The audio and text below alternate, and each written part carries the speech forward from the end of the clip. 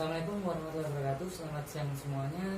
Kepada Pak Dedi selaku pembimbing kami dan Pak Adilham selaku penguji kami ucapkan terima kasih atas waktunya dan juga kepada teman-teman semua.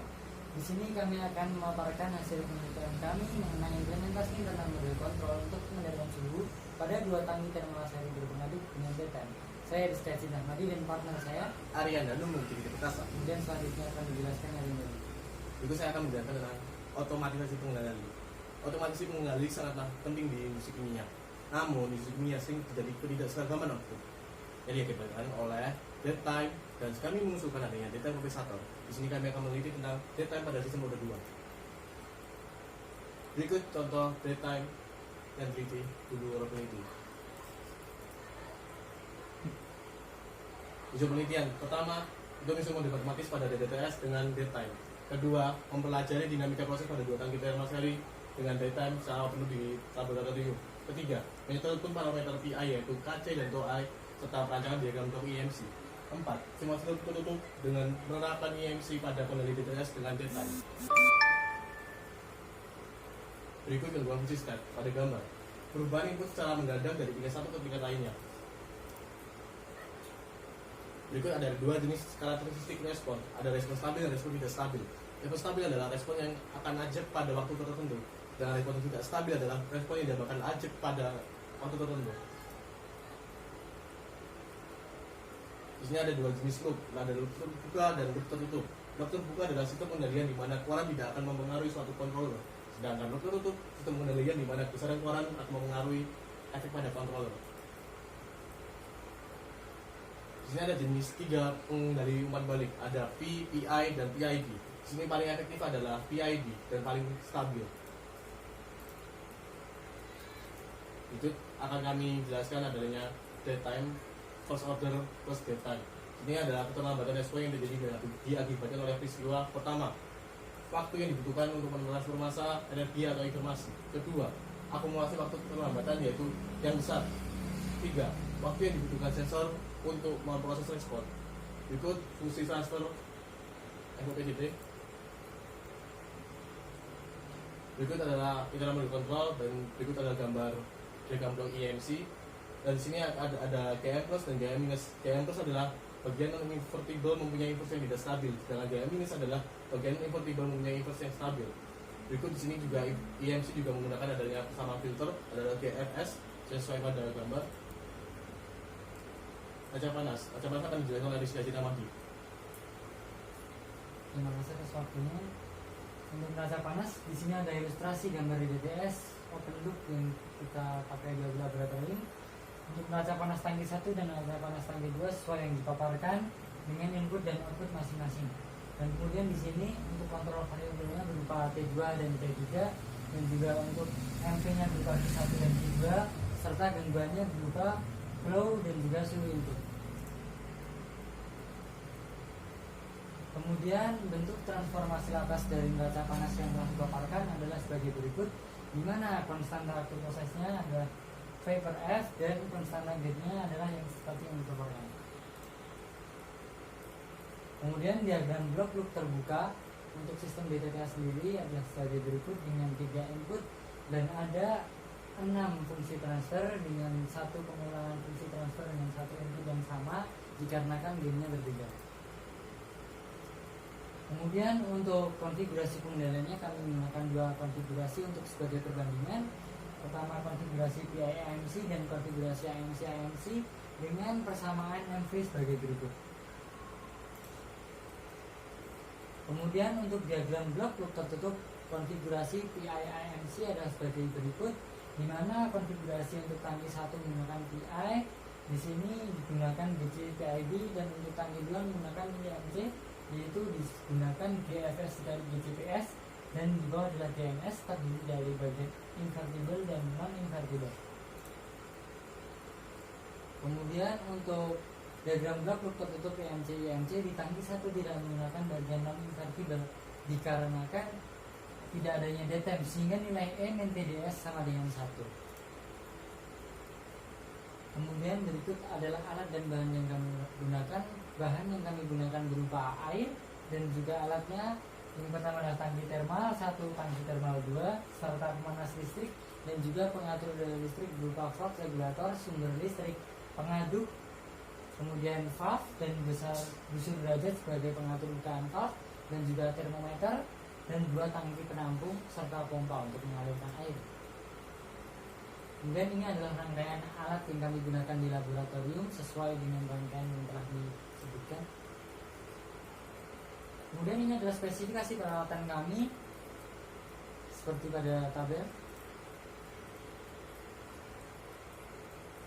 Dan untuk diagram alur prosesnya, pertama kami melakukan percobaan pendahuluan untuk mendapatkan parameter steady berupa flow dan juga suhu alir pada masing-masing arus, dan juga tegangan panas 1 dan 2 serta volume tangki.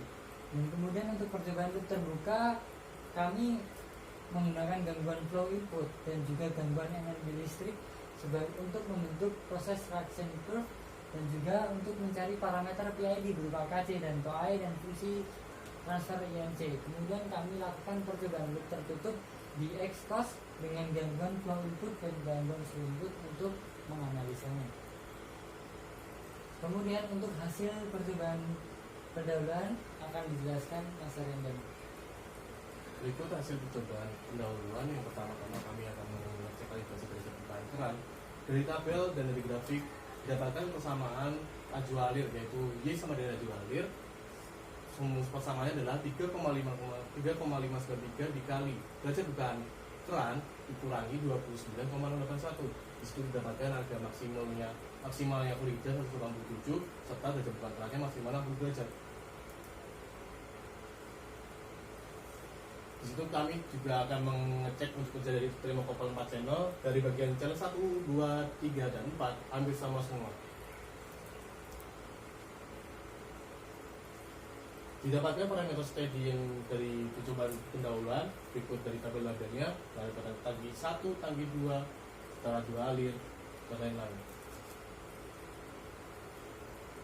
Berikut beban gangguan dari kami, yaitu adalah gangguan terhadap laju alir, rawan dengan sekitar 45,6%.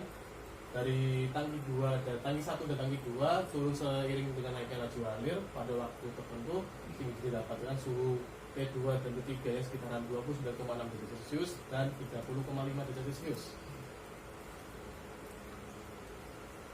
Kemudian juga diberi gangguan lain seperti flow diturunkan kisaran 45,6%, yaitu didapatkan pada tangki 1 T2 dan tangki 2 T3 naik seiring dengan turunnya laju alir fluida. Pada waktu tertentu suhu T2 dan T3 mencapai nilai 31,1 derajat Celcius dan 32,4 derajat Celcius. Berikut model ekspos terbuka 2 tangki termasari berkurang dengan detail.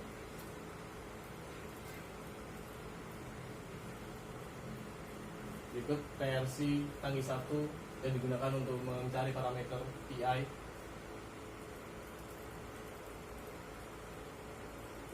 Berikut hasil yang didapatkan yaitu KC dan TOI-nya kisaran 614 serta 604 itu TOI. Berikut konfigurasi mengenali PI IMC dan IMC IMC. Ada TV IMV controller, TV IMV controller. Ada tangki 1 dan tangki 2 masing-masing. Selanjutnya akan dijelaskan oleh Rizky Damadi. Terima kasih atas waktunya. Di sini adalah model Excel loop tertutup konfigurasi PIMC. Bedanya dengan yang di awal tadi adalah di sini kami sudah memasukkan konstanta waktu proses dan konstanta gainnya. Di mana di sini konstanta gain yang berbeda antara tangki 1 dan tangki 2 adalah terletak pada konstanta gain yang berhubungan langsung dengan laju alir K1 dan K4. Kemudian ini adalah model exhaust loop tertutup konfigurasi EMC. Kemudian ini adalah hasil perbandingan responsif dan EMV terhadap masing-masing konfigurasi. Di sini dapat kita lihat bahwa di garis tersebut biru dan hitam menunjukkan lebih cepat menuju set point-nya. Akan tetapi sebaliknya pada MV-nya menunjukkan overshoot yang sangat tinggi untuk PIMC. Jadi ada kelemahannya sendiri PIMC. Untuk PIMC sendiri lebih stabil dengan penggunaan energi lebih efektif sehingga tidak membuang-buang energi. Kemudian untuk responsivity dan MV terhadap variasi TF, yaitu dimana yang hitam dan juga yang hitam ini sendiri adalah TF yang sesuai dengan TP, yaitu didapatkan hasil yang optimal. Akan tetapi ketika TF lebih kecil dari TP maka akan lebih cepat mencapai set point, akan tapi mendapatkan overshoot yang sangat tinggi. Begitu pula sebaliknya jika variasi TF dinaikkan. Kemudian ini adalah gangguan maksimum dan minimum model PIIMC.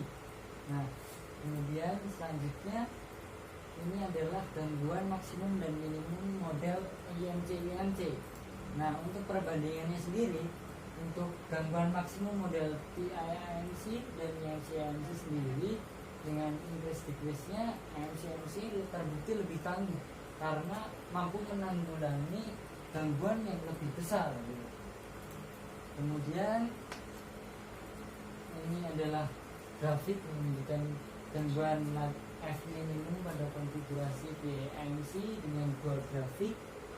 Nah, kemudian untuk di IMC sendiri, gangguan laju alir umpan minimum masih dapat ditanggulangi walaupun itu melebihi kapasitas maksimum yang dapat dilakukan MV.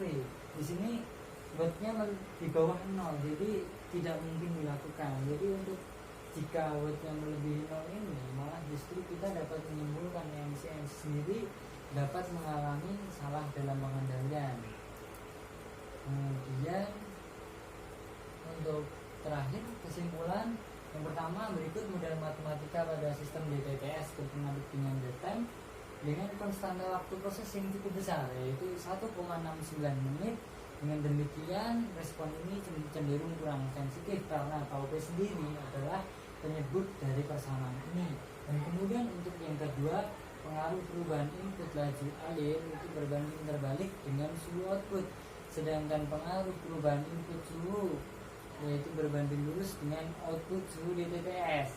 Gangguan yang terjadi dapat menyebabkan offset pada CV sehingga perlu dilakukan pengendalian. Nah, kemudian untuk model 1 kami di tangki 1 menggunakan PI control, dengan di model 2 kami menggunakan masing-masing tangki 1 dan tangki 2 sama-sama dengan menggunakan INC. Dan untuk PI ini sendiri kami menggunakan set point tuning melalui percobaan PRC loop terbuka. Nah, diberilah KCS nilai 614 dan TOI 104. Pengendalian suhu pada tangki 2 menggunakan INC dengan fungsi transfer INC yang sama dikarenakan gainnya adalah sama dan TOI-nya juga sama. Kemudian untuk yang terakhir, untuk ketangguhannya sendiri, konfigurasi 1 dan 2 masing-masing memiliki uji kerja yang tangguh dengan daytime sebesar 30 detik. Nah, untuk pengendalian PIMC terbukti dapat lebih cepat mengembalikan ke set point-nya, akan tapi memiliki overshoot yang lebih tinggi. Untuk pengendalian IMC sendiri perlu dipilih nilai TF yang optimal agar dapat dihasilkan pengendalian yang tangguh seperti yang dijelaskan sebelumnya. Nah, untuk saran kemudian apa saja?